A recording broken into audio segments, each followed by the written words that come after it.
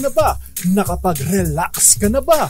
Saan ka man nagtatrabaho, mapa-opisina man o work from home o mula mismo sa pwesto, sasabayan namin ang break time mo. Sasabayan namin ng mga balita at komentaryo, mga panayam ng mga taong viral ngayon. DZRH Break Time! RH Break Time!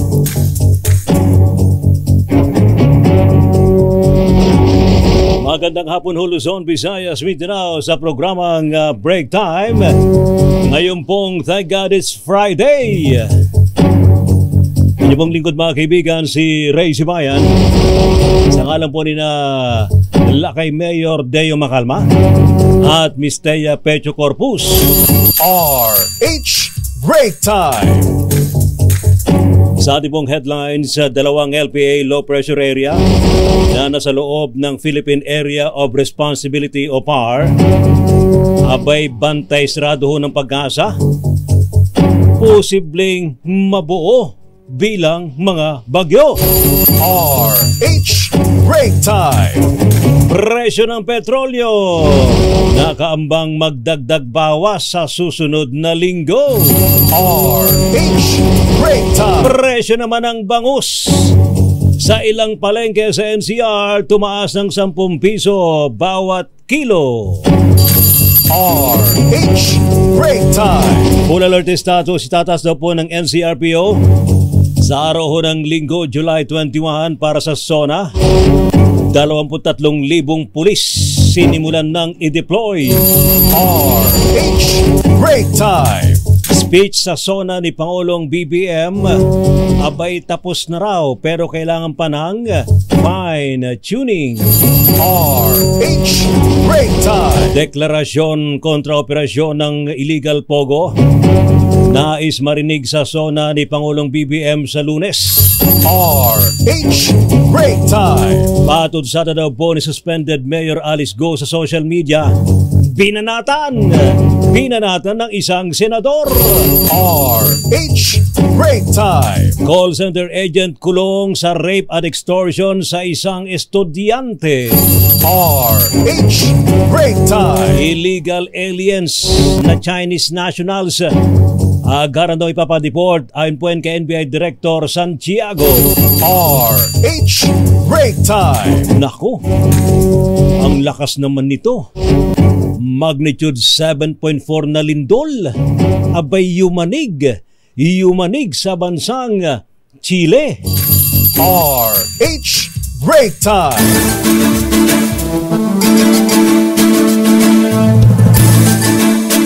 Sa ating pong mga balita mga kaibigan sa programang Break Time,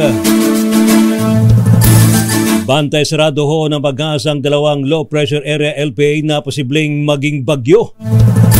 Namataan ng isang LPA sa layong 225 kilometro sa kanlurang bahagi ng Calapan City, Oriental Mindoro. Habang isa pang LPA ay nasa layong 840 kilometro sa silangan ng Eastern Visayas. Kung sakali daw hong lumakas bilang mga bagyo ang dalawang LPA sa loob ng PAR, tatawagin ng mga ito ng mga bagyong Butchoy at bagyong Karina. Batay nga po sa forecast ng Pag-asa, hindi naman daw pong inaasahang tatama sa kalupaan ng Pilipinas ang dalawang sama ng panahon na pinangangambahang maging bagyo. Samantala, meron pong good news at bad news sa mga motorista. Nakaumang na naman ang taas presyo at rollback. Uy, buti naman magkakambal ha. Nakaumang ho ang taas presyo at rollback ng petrolyo sa susunod na linggo. Bate po sa pagtaya ng Oil Industry Management Bureau ng Department of Energy o DOE, 30 sentimos hanggang 60 sentimos daw po ang posibleng tapyas presyo sa diesel at 60 centavos hanggang 70 centavos naman sa kerosene. Habang bad news naman sa mga gumagamit po ng gasolina dahil posible daw hong tumaas baka daw ho posibleng tumaas ng 20 sentimos o kaya ay walang paggalaw ang presyo ng gasolina. RH Break Time! Inangalan naman ng ilang mga tindero ng isda sa Pasay City Public Market ang matumal ho nilang bentahan ng isda. Kasunod po ito ng pagtaas na rin sa presyo ng bangus. Wow! 10 piso daw pong itinaas sa presyo ng bangus ngayong linggo pa lamang. Mula sa dating 140 pesos, ay ito daw po ay umabot na ngayon sa 150 pesos ang bawat kilo po ng bangus. Bakit kulang na ba ang supply? Di ba marami naman tayong bangus mula sa Pangasinan? Habang ang tilapia po ay magpipitong buwan ng mahal. Buti pa ang tilapia nagmamahal. Pati ang bangus. Ang tilapia po, ang presyo daw po ng tilapia nagmahal, naging 130 na. 130 pesos ang bawat kilo mula sa dati-rati 100 piso lamang. Wow! Ayon po sa ilang tindera, hindi raw ho nababawi ang kanilang puhunan, lalo na ngayong matumal ang bentahan ng isda. RH Break Time!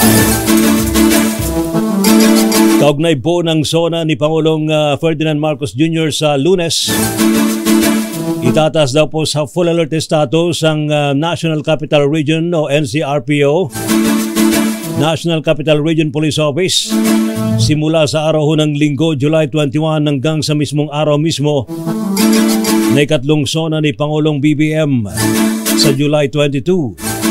Ayon po kay NCRPO Chief Major General Jose Melencio Nartates, ibig daw po nito sabihin ay lahat ng kanilang mga tauhan, lahat ho ng mga pulis sa NCR ay naka-duty sa naturang mga araw.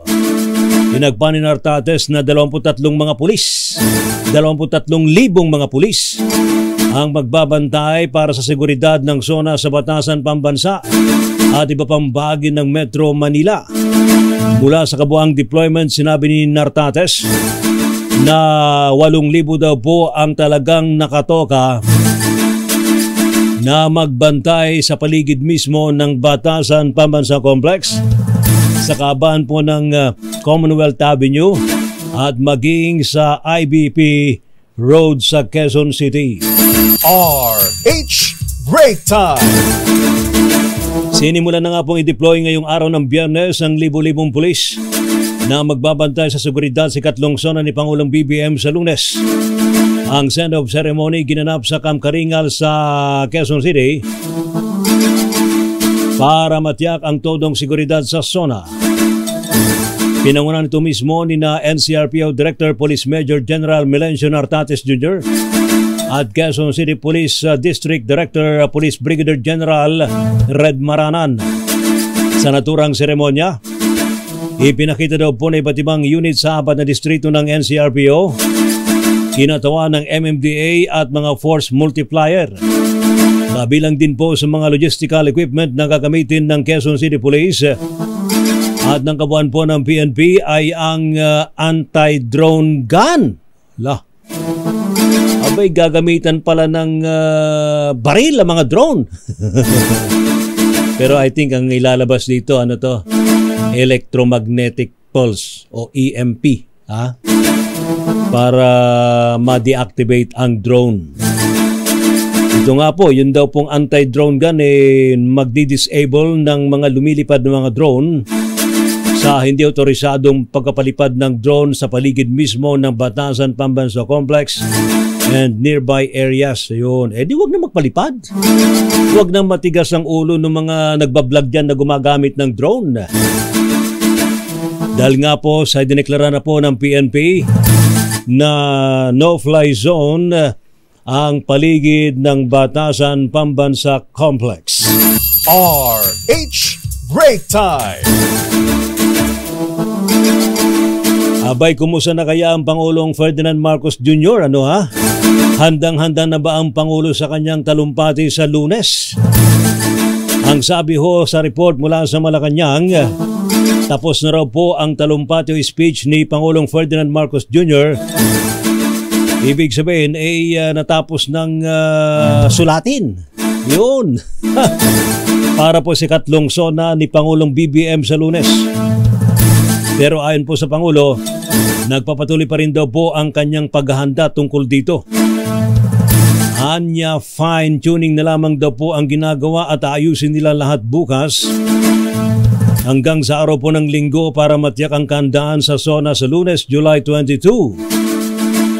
Samantala, nirerespeto naman umano ng Pangulo ang desisyon ni Vice President Sara Duterte na hindi makadadalo sa SONA sa darating na Lunes.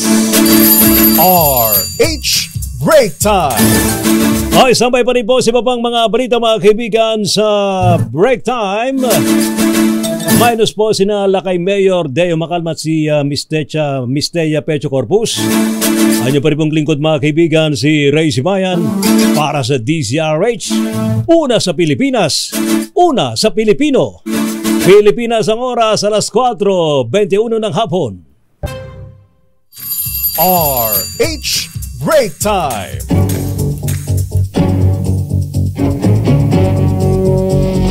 Yung ating pong mga kababayan sa Lunes, abay, iwasan ninyo yung area po ng Commonwealth Avenue at iba pang mga kalsada dyan sa paligid ho ng Batasan Pambansa Complex.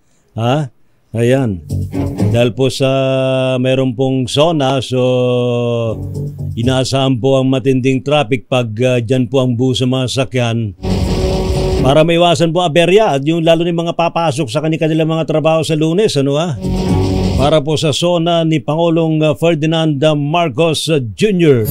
RH Break Time! And speaking of preparations ng SONA, lalo na po sa traffic rerouting, abay meron na nga pong inilatag na traffic rerouting plan ng MMDA para nga po sa darating na Lunes sa SONA mismo ni Pangulong BBM. Ating alamin na sa ating pong linya si Sir Gabriel Go. Ito po ang hepe ng MMDA, Deputy Chief ng kayo talaga, hindi kompleto naman. Pangalan lang nilagay niyo, binigay niyo sa akin. Sir Gabriel Go, magandang hapon po sa inyo, sir. Welcome sa DZRH programang Break Time niyo pong lingkod si Ray Sibayan, Sir Gabriel. Yes, magandang hapon, Sir Ray, no? And of course, sa lahat po ng nakasubaybay at nakikinig sa programa natin ngayong hapon. Opo, kumusta na po ang ating pong preparation, sir, dito po sa darating na Lunes, kaugnay po nitong SONA ni Pangulong BBM? Well, unang-una po, no, ang ating ahensya, ang MMDA, we are already 100% ready para to sa nalalapit na State of the Nation address na Pangulong Bongbong Marcos po, no? So, as part of our preparation, nag-instruct po ang ating butihing chairman, si Atty. Romando Altes, na lahat po ng personnel is on a no absent, no day of policy. So lahat po ng ating mga enforcement unit, lahat po ng ating rescue, road emergency, lahat po ito nakaantabay dito po sa Lunes po, no? Yes, sir. Mga ilang tauhan po sa MMDA ating pong ikakalat sa Lunes? Yeah, yes po, no, we're expecting we will be deploying 1,329 personnel. Opo. To be exact, no? And they will be tasked to manage both vehicular and pedestrian traffic. Opo. Mag-a-assist din po sa mga emergency response, clearing operations. At lalong-lalo po, pag-a-assist sa mga crowd control and traffic monitoring. Yes, sir. Yung pong sa kabaan po ng Commonwealth Avenue, Sir Gabriel, sir, tama ho ba yun? Meron kayong bubuksan dyan na zipper lane sa southbound lane ho ng Commonwealth Avenue?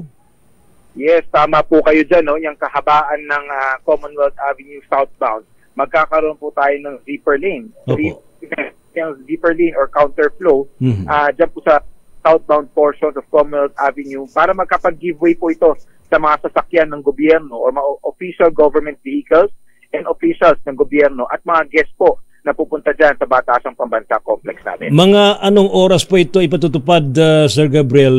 Morning hanggang gabi? O certain hours lang? That is correct, no? Umaga pa lang po, mag-umpisa na po ang ating preparasyon. Meron na po tayong zipper lane na ihahanda, no? As an early preparation for the SONA ng hapon. And aside from that, magkakaroon na rin po tayo ng road closure as early as 8 a.m. in the morning, which is yung Batasan IBP Road po. Sarado. It will be close to vehicular traffic as from 8 a.m. onwards po. Part po yan ng security measures for the President's third zona. Yes, sir. Yung kahabaan po ng Commonwealth from QC Circle, bukas naman po yan, no? Pero yun lang, medyo matindi lang traffic. Yes, it's correct, no? Alam naman natin, whenever there is a big event such as the SONA, yes, medyo mabigat po ang traffic. But aside from that, no, meron naman po tayong inihanda na traffic management plan, tulad po ng mga alternatibong kalsada na maaaring gamitin po ng mga motorista. Alright, Sir Gabriel, anong mga pwede nilang madaanan kung sakasakali po na gusto nilang umiwas po dyan sa may kahabaan po ng Commonwealth Avenue? Opo, unang-una po, no, para sa mga motorista or mga kababayan natin which will be going to the northbound of Commonwealth, which is meaning from Quezon City Memorial Circle papuntang Fairview, maaari po nilang gamitin ang elliptical road natin, then pwede po nilang gamitin ang North Avenue. Then from North Avenue, they can turn right to Mindanao Ave, then papunta pong sa Uyo Road. Or pwede rin po sila ang Quirino Highway para makapunta po sila sa Fairview. Then vice versa naman po, para sa mga southbound vehicles, pwede nilang gamitin ang kahabaan ng Commonwealth from Fairview. Then papasok po tayo ng sa Uyo Road or Quirino Highway, then turn left at Mindanao Avenue, then left to North Avenue, papunta po sa kanilang mga destinasyon. And aside from those two alternate routes, meron din po tayong hinanda, no? Meron din po tayong mga alternate routes para sa mga light vehicles na manggagaling po sa C5 Road. Alam naman po natin, itong C5, it connects Katipunan all the way to Commonwealth. So, maapektuhan din po ito, no, ng SONA. So, meron din po tayong alternate routes mula C5, which pwede po nilang gamitin ang Magiting Street, then turn right po sa Maginhawa, then turn left po sa Mayaman, papuntang Kalayaan Avenue. So, yan po ang mga alternatibong kalsada na maaari pong gamitin ng ating mga motorista. Ayun. Ano hong bawal, Sir Gabriel? Walang bawal.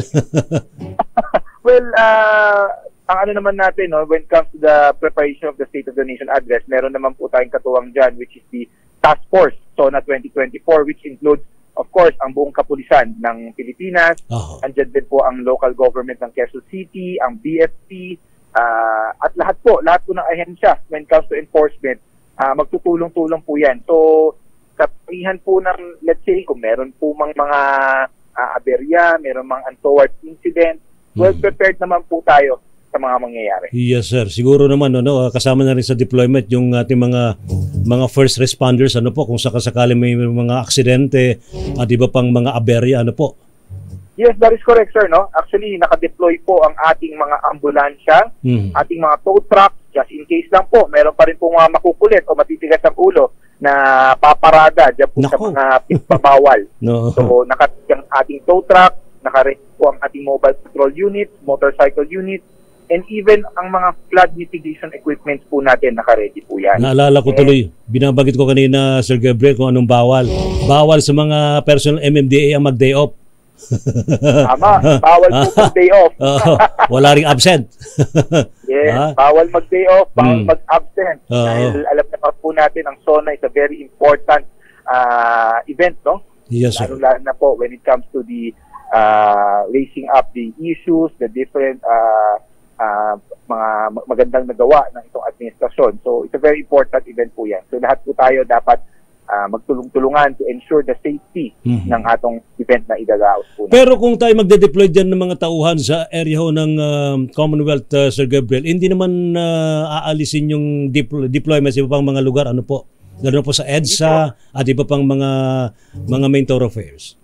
Yes, sir. Wala po tayong aalisin na mga deployment o ating mga enforcers dyan po sa mga iba't ibang kalsada, especially sa mga major thoroughfares, EDSA, Quezon Avenue, C5. Lahat po ng ating regular deployments will still be there to manage the traffic, to enforce traffic discipline. Thank you so much, Sir Gabriel Go. Sir. Maraming salamat din po, Sir Ray, no? Thank you so much Mag-ingat po. po kayo lagi at mabuhay po Kayo kayo. din po. Mabuhay din po kayo, Sir Gabriel Go, and sa buong pwersa po ng MMDA Special Action, Special Operations Strike Force, Aba, siya po ang Deputy Chief ng Metro Manila Development Authority. RH Break Time. Samantala naman, sa atin pa rin pong mga balita, mga kaibigan, standby sa ating mga reporter. Kabilang po sa dapat daw pong talakayin ni Pangulong Ferdinand Marcos Jr. sa kanyang ikatlong SONA sa Lunes, ang posisyon ng pamahalaan sa isyu naman ng pogo sa bansa. Sinabi ni Albay Congressman Joey Salceda na naiintindihan niya kung bakit maraming tutol sa pogo dahil naman sa pagkakasangkot nito sa iba't ibang krimen. Pero iginit po ng naturang mamamatas na sumusunod naman sa batas ang mga lehitimong pogo na pinagkukunan din ng malaking halaga ng buwis. Ayon po kay Salceda, kung matitigil lahat ng operasyon ng iligal na pogo sa bansa, mababawasan daw po ang krimen nang hindi naapektuhan ang kita ng gobyerno. RH Break Time. The President's Agenda, ang ikatlong State of the Nation Address ni Pangulong Ferdinand Marcos Jr., the DZRH Special Coverage, kasama ang buong puwersa ng DZRH News mula Batasan Complex. Ihahatid sa inyo ang mga kaganapan live sa DZRH Radio, DZRH TV at DZRH social media platforms. The President's Agenda, the DZRH Special Coverage. Sa pagpasok po ng taong 2024, mas lumala pa ang tensyon sa pagitan po ng China at Pilipinas sa isyu naman ng West Philippine Sea. Kasunod po ng mas agresibong pangaharas, pambubuli na sa mga tropa ng Pilipinas ng China at maging sa mga ordinaryong mangingisdang Pilipino. Bagaman ito ang kanyang isinusulong sa ngayon, aminado naman po si Pangulong Ferdinand Marcos Jr. na hindi sapat na magsumiti lamang ng diplomatic protest.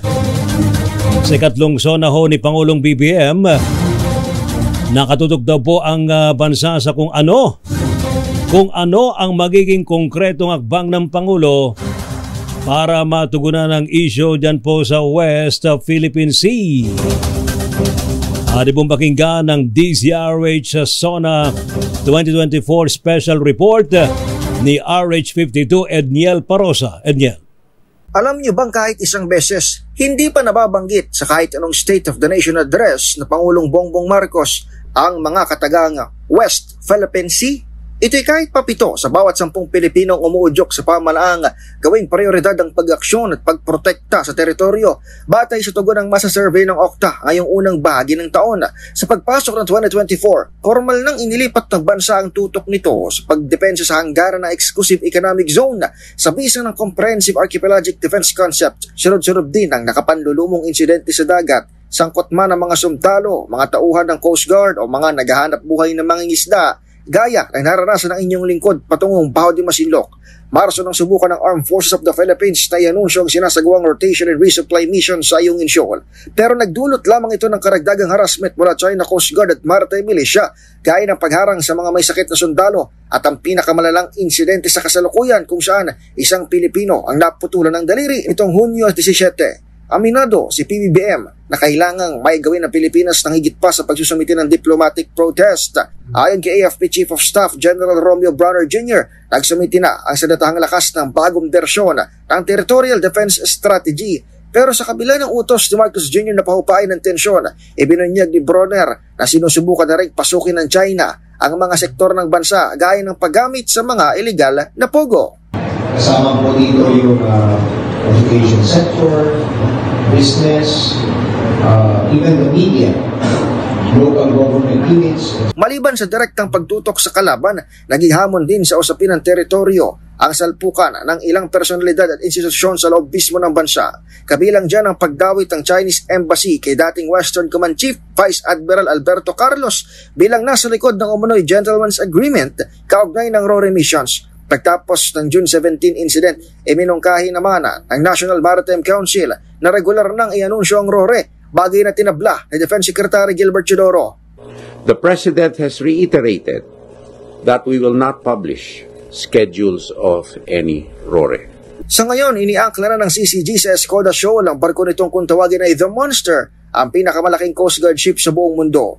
800 yards na lamang ang distansya nito sa pinakamalaki namang barko ng Philippine Coast Guard, the BRP Teresa Magbanua, na mayo pa nakaposte sa lugar. Pero tiniyak ng Philippine Navy na hindi ito maituturing na standoff at hindi mauulit ang 2012 crisis sa Scarborough. There's no standoff. Wala standoff. West Philippine Sea, tatlong salita sa ikatlong zona. Ano ang magiging direktiba o polisiya? Ano ang magiging mensahe kung ito man ay maririnig na?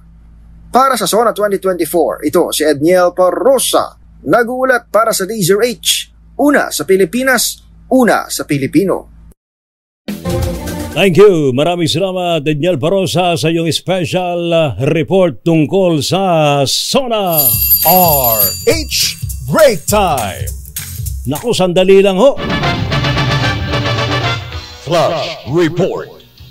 Flash Report! Nako! Mayroon daw hong global IT outage? Bah. Ano to? Ano nangyayari dito? Hindi pa nakababahala to? Naranasan daw po ito sa iba't ibang lugar. Kasama ba tayo dito sa outage na to? Ating alamin sa report ni RH6 Sherwin Batalfaro. Sherwin?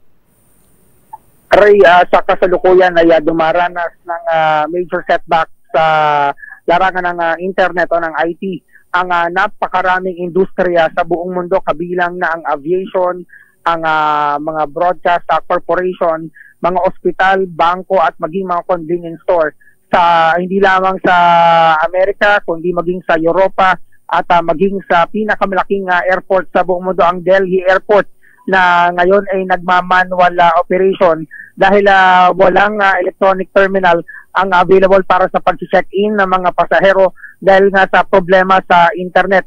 Hindi lamang sa pag-handle ng mga check-in passengers itong nagiging problema, maging yung baggage tagging ay isang malaking naka-embed para sa paggamit ng internet sa pamamagitan ng mga codes ay hindi magamit ngayon dahil nga doon sa napakalaking kawalan ng supply o ng internet ng sa Delhi Airport. Maging ang United Airlines sa Amerika ay nag-anunsyo na ng malaking kawalan ng computer system nila na nanggaling di umano dahil dito sa malaking problema sa CrowdStrike. Ang CrowdStrike ay sinasabing isang cybersecurity software na ginagamit ng American Airlines at ng iba pang mga airlines sa buong mundo para doon sa mga flight operations nila. Dahil dito, ang American Airlines ay nag-anunsyo ng pagkansela ng mga take-off ng kanilang mga eroplano sa mga paliparan sa Amerika. Ang sa United Kingdom, malawak ang kawalan din ng IT ang naging sanhi ng napakaraming kumpanya, lalo na mga train companies na nagpatigil ng operasyon sa kasalukuyan. Ang mga ospital kagaya ng GP surgery sa England ay tinigil ng pagtanggap ng mga booking dahil wala rin sistema ng IT o ng kanilang internet. Ang iba pang mga apektado, hindi lamang yung mga nasa industriya ng services, maging yung mga kumpanya ng media kagaya ng BBC, ang yung CNN. Ang Children's BBC ay pansamantalang nagkaroon ng pagtigil ng pagsasaing papawid ng bumagsak yung kanilang sistema mula kaninang umaga. Ang mga barcodes at iba pang mga bayarin sa mga malalaking grocery stores sa Europa kagaya ng Gatwick ay tumigil din sa operasyon dahil sa kawalan ng sistema ng barcoding sa paraan ng pagproseso ng pagbabayad ng mga nabili na proseso na mga purchases ng kanilang mga kliyente. Maging ang pinakamalaking Starbucks sa mga paliparan ay natigil din ang operasyon dahil nga sa kawalan ng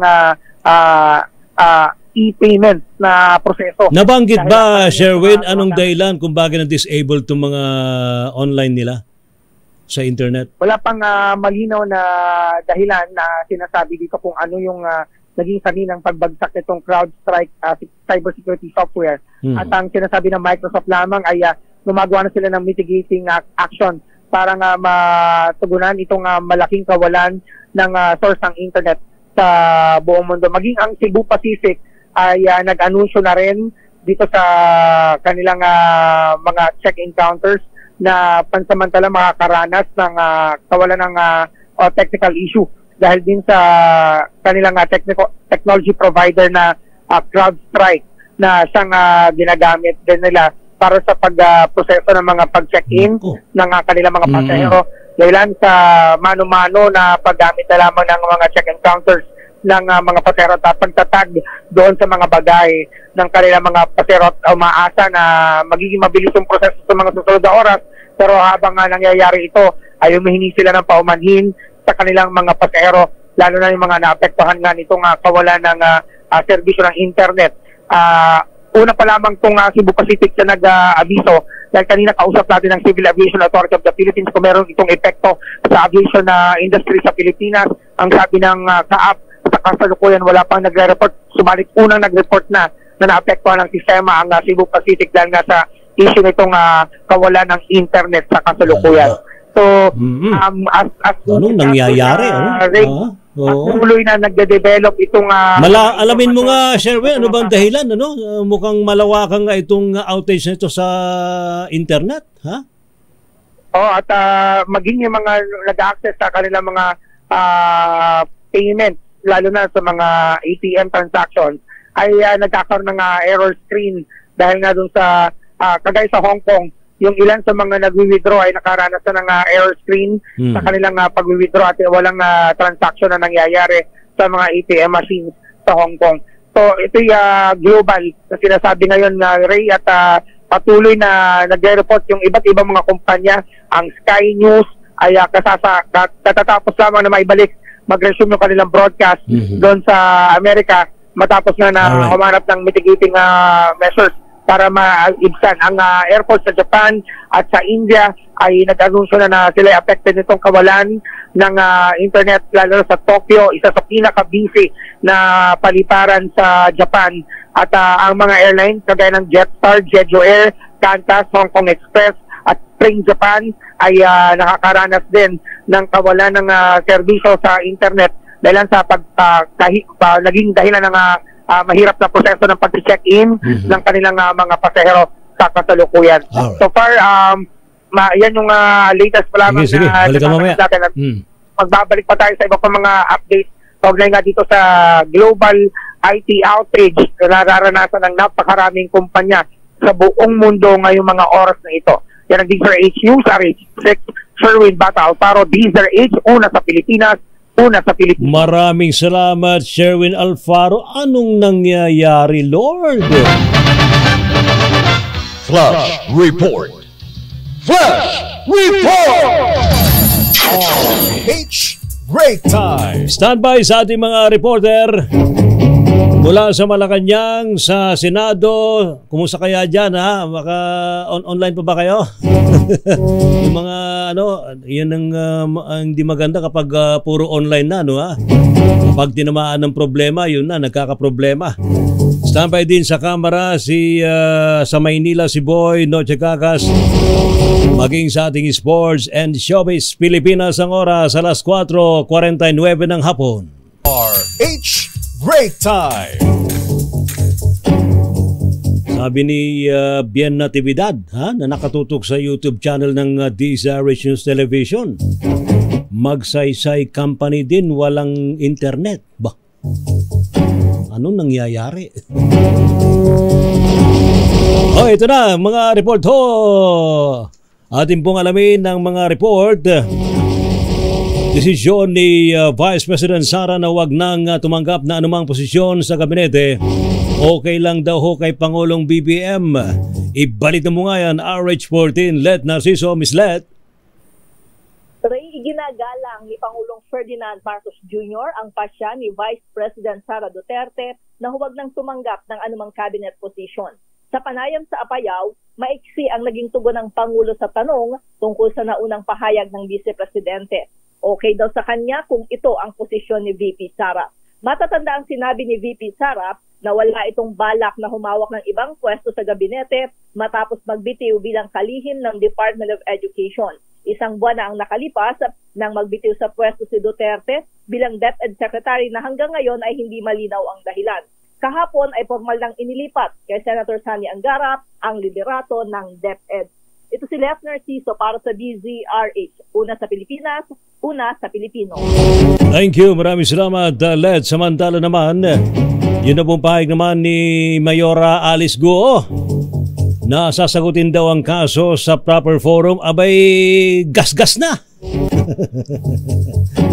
Ayaw nang panihulaan si Mayora. Bagay, mulat-mula pa po. Pambubolat kasi nungalingan daw, ano ang sinasabi. Ating alamin sa report ni RH28, Lakay Raymond Paz. Lakay Raymond. Masyado ng gasgas sa Lakay Ray ang salitang sasagutin sa proper forum na nanggagaling sa mga iniimbestigahan ng Senado. Ito ang deklarasyon ni Senate President Francis Q. Escudero bilang tugon o kasunod ng hamon ni suspended Mayor Alice Guo ng pampantarlak na sasagutin niya ang mga akusasyon laban sa kanya sa proper forum. Paliwanag ni Escudero, lagi itong binabanggit ng mga ipinatatawag sa Senado, ngunit kapag ito'y kinasuhan sa korte ay hindi rin sila kumaharap doon.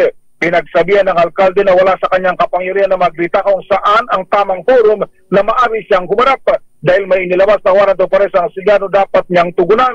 Paliwanag ng Pangulo ng Senado, ang warrant of arrest laban sa alkalde hindi parusa kundi ito'y upang tiyakin lamang na siya ay haharap sa pagdinig ng Senate Committee on Women and Children hinggil sa Pogo. Isang linggo na ngayon simula nang ilabas ang warrant of arrest laban kay Mayor Guo at 7 iba pa, ngunit hindi pa siya natatagpuan maliban sa kanyang accountant na si Nancy Gamo.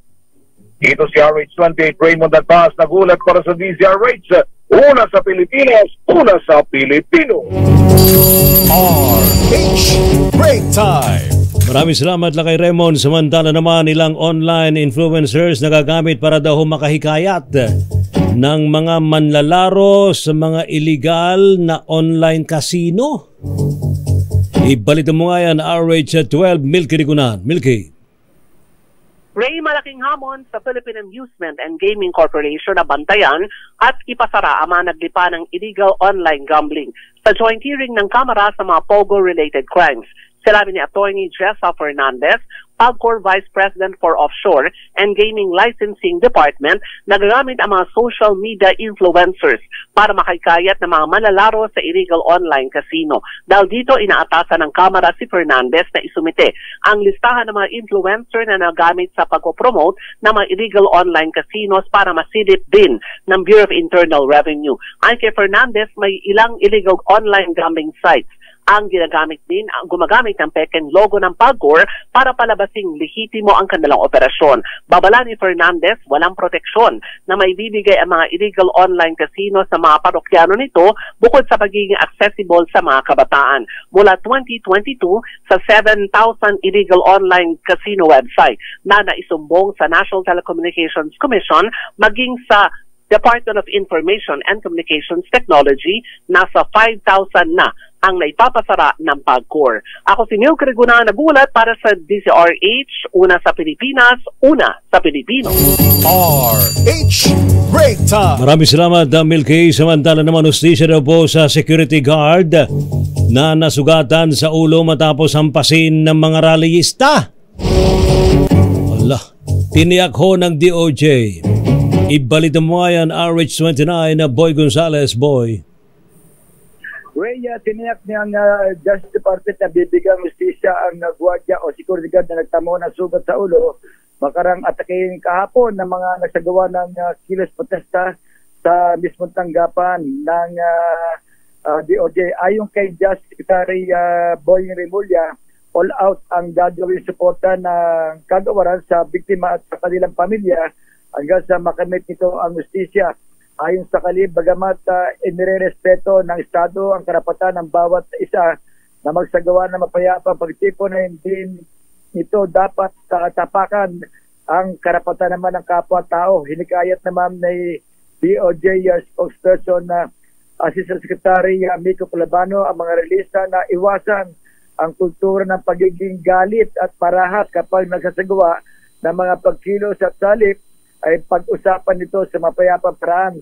Nasugatan ng gwardyang si Kevin kahapon matapos itong sitahin ang mga nag-rally na nag-vandalize o nagsulat sa pader ng tanggapan ng DOJ. Ito si Boy Gonzales para sa DZRH, una sa Pilipinas, una sa Pilipino. RH Break Time. Maraming salamat sa report na yan, Boy Gonzales. Samantala naman,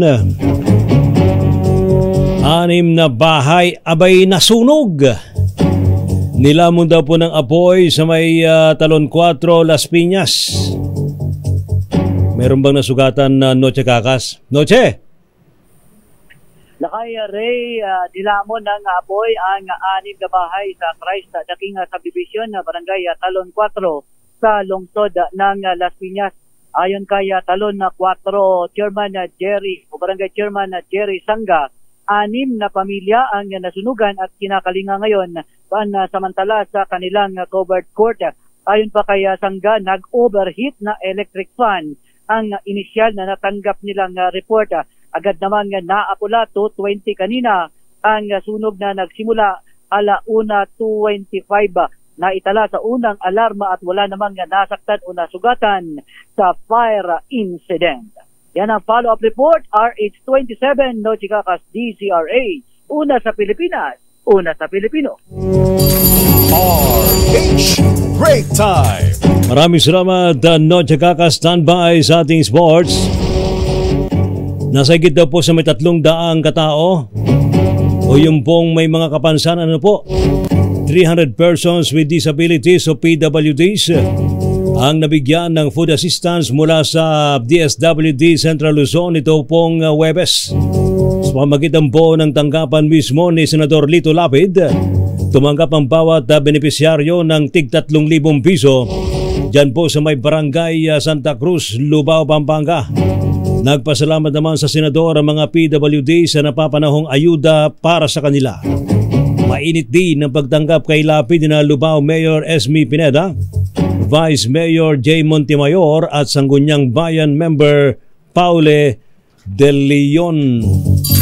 RH Break Time. Hihilingin naman ni NBI Director Jaime Santiago sa Immigration Bureau ang agarang deportasyon sa mga undocumented Chinese nationals na naresto sa raid sa isang pabrika sa may San Jose del Monte, Bulacan. Sa panayampo ng DZRH kay Director Santiago, sinabi niya na lumabas sa inisyal na investigasyon na mula sa 79 na Chinese national na inaresto, 36 daw po ang undocumented. 23 ang tourist visa lamang ang kanilang pinanghahawakang dokumento para makapagtrabaho. Nagpapatuloy pang investigasyon kung paano nakapasok sa Pilipinas ang mga Chinese national. 36 of them were found undocumented. 23 ho ay tourist visa lamang. After our record checking, I will request the immigration to immediately deport these people. Kasi, biro mo, 79 ito, wala kaming kulungan na para sa ganitong karaming tao. Samantala naman sa kulungan, ang bagsak naman ay isang call center agent na naman sa panghahalay at pangingikil sa isang estudyante sa Parañaque City. Ayon po sa Southern Police District, nakilala po ng 25 anyos na suspect na si Edward Herman. Ang 19 na taong gulang na biktima sa isang dating app. Wala. Bukod niya sa panghahalay, hiningan pa ng pera ng suspect ang biktima kapalit ng hindi pagpo-post nito online ng mga masiselang larawan ng biktima. Talaga naman to. Samantala, kinasuhan din po ng disobedience to a person in authority ang naturang suspect. Mabulok ka sa kulungan dong. RH Break Time. Diyanig ho ng magnitude 7.4 na lindol ang hilagang bahagi ng Chile. Kanina pong alas 9:51 ng umaga. Ayon po sa USGS, natukoy ang epicenter ng lindol sa layong 265 kilometro sa silangan ng Antofagasta City at may lalim po na 126 kilometers. Agad din namang pinawi ng USGS maging ng PHIVOLCS ang posibilidad ng tsunami kasunod ho ng malakas na lindol. At ngayon, dumako na po tayo sa sports ni Kristan Carag. Pambato daw po ng Japan sa Paris Games. Pinauwi ba? Dahil sa paninigarilyo. Pag-inom ng alak, ano ba naman yan, no? Ating alamin sa report ni Kristan Carag. Kristan. Tama ka, Lakay Cup, pinauwi si Japanese gymnast Shoko Miyata mula sa Paris, France kung saan magaganap ang 2024 Olympics. Ito ay patas umamin ang 19-year-old gymnast na uminom siya ng nakakalasing na inumin at namigarilyo nitong mga nagdaang buwan. Ayon sa Japan Gymnastics Association, napagdesisyonan na tanggalin si Miyata sa national team dahil sa paglabag sa Code of Conduct ng asosasyon. Pinagpabawal ng Japanese Gymnastics Association ang mga miyembro ng kanyang national team na manigarilyo at uminom ng alak. Sa bansang Japan, nakatakda sa 20 years old ang edad na pwede nang minom ng alak at manigarilyo ang isang tao. Napagwagi ng bronze medal si Miyata sa 2020 World Championship sa United Kingdom. Napag-uwi rin siya ang silver medal at 2 bronze medal sa 2022 Asian Championship sa Doha, Qatar. Humingi naman ng tawad si Tadashi Fujita, ang chairman ng Japanese Gymnastics Association, para sa mga aksyon ni Miyata. Ito si RH53 Kristan Carag, DZRH, una sa Pilipinas, una sa Pilipino. Salamat, Kristan Carag, sa iyong report. RH Break Time.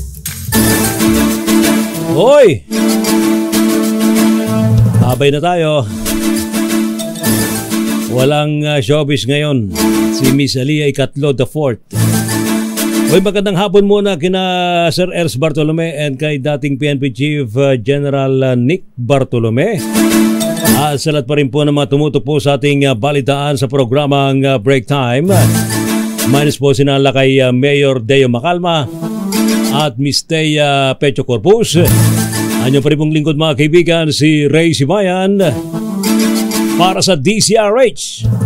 Una sa Pilipinas. Una sa Pilipino. Pilipinas ang oras, alas 5:06 ng hapon.